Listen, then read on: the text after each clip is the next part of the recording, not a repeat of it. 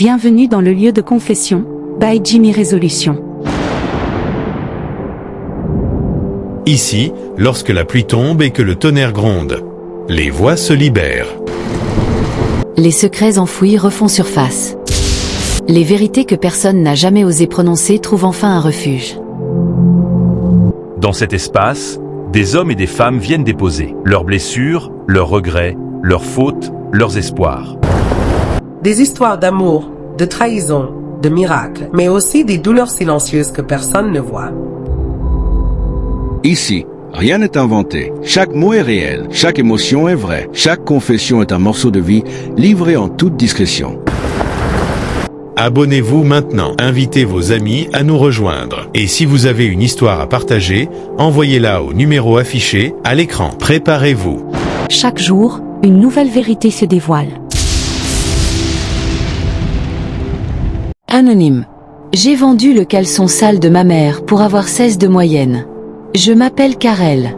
J'approche de la quarantaine aujourd'hui. Et plus les années passent, plus mon passé me poursuit comme une ombre que le soleil ne peut jamais effacer. Je n'ai jamais été brillante à l'école. J'étais de celles qu'on regarde avec pitié quand les résultats sortent. Le bac? Je l'ai composé 4 fois. Les classes reprises, je ne les compte même plus. À chaque échec, ma mère me serrait contre elle en disant « Ce n'est pas grave, ma fille. Tu vas y arriver. » Mais dans ses yeux, je voyais la fatigue, la déception silencieuse. Mes frères et sœurs réussissaient. Moi, j'étais le poids, le dossier qu'on traîne.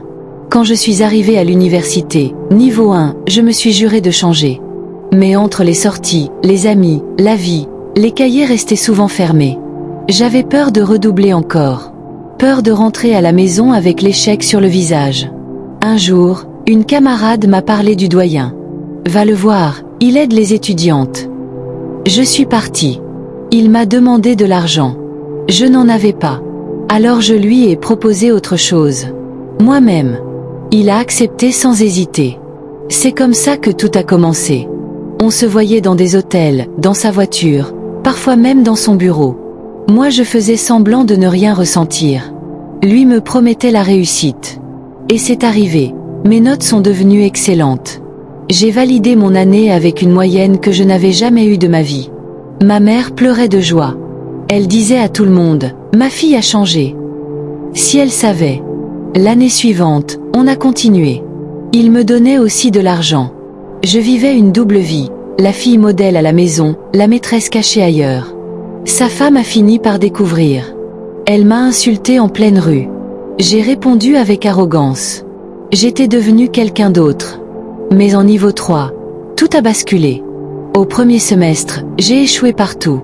Il m'a dit qu'il n'avait plus autant de pouvoir, mais qu'il pouvait faire quelque chose au rattrapage, si je coopérais davantage. Un soir, il m'a emmené en voiture. On a roulé longtemps. On s'est arrêté, devant un cimetière. Il faisait nuit. Le silence était lourd. Il m'a dit « C'est ici qu'on va travailler aujourd'hui. Sinon ta requête ne passera pas. » J'avais peur. Mais j'étais déjà trop loin pour reculer. Après ça, il m'a dit que certaines forces demandaient des endroits précis. Il parlait de puissance, de réussite, de destin. Moi j'écoutais comme une enfant. Puis il m'a dit la chose qui a détruit ma vie. Pour garantir mon succès avec au moins 16 de moyenne, je devais apporter quelque chose d'intime appartenant à ma mère. Un sous-vêtement non lavé. J'ai hésité, mais j'étais aveuglée. J'avais tellement peur de redevenir la ratée de la famille. Le jour-là, j'ai attendu que ma mère aille se laver. Elle a mis ses vêtements dans le panier. J'ai pris son dessous, et je suis sortie comme une voleuse. Je l'ai remis au monsieur. Après ça, tout est allé vite. J'ai eu 16 de moyenne. Le jour où je suis rentrée annoncer la nouvelle, ma mère était malade. Faible. Épuisée. Les examens à l'hôpital ne montraient rien. Mais elle dépérissait. Au village, le guérisseur a dit « Quelqu'un ici a donné un objet de cette femme à une secte. » Mon cœur s'est arrêté. Je n'ai rien avoué. Je suis allée voir le doyen. Il avait quitté la ville. Nouveau poste, nouvelle vie.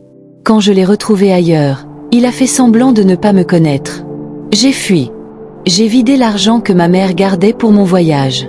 J'ai pris tout ce que je pouvais et je suis partie loin. Quelques jours plus tard, Ma mère est morte. Depuis, ma vie est un désert.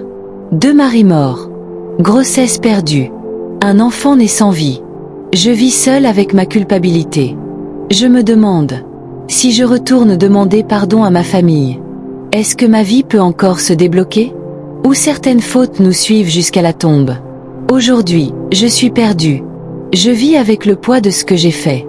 Chaque nuit, je revois le visage de ma mère. Son sourire le jour où je lui ai annoncé ma réussite. Alors que c'est moi qui la conduisais vers la tombe sans le savoir. Je ne dors presque plus. Je me demande si Dieu peut encore me regarder. Je me demande si une fille qui a trahi sa propre mère peut encore avoir une vie normale. Mes maris sont morts. Mes grossesses ne tiennent pas. Ma maison est silencieuse. Je vis, mais je ne me sens pas vivante. Dites-moi, est-ce que je dois retourner vers ma famille et tout avouer? Est-ce que demander pardon peut vraiment changer quelque chose? Ou certaines fautes ferment-elles le destin pour toujours? J'ai besoin de vos conseils dans les commentaires. Ne m'insultez pas, je me punis déjà chaque jour dans mon cœur. Et si mon histoire vous touche, abonnez-vous à la page pour d'autres confessions réelles, profondes et bouleversantes. Ici, on parle des choses que les gens vivent en silence. 진짜 오가노 mbindade atinene.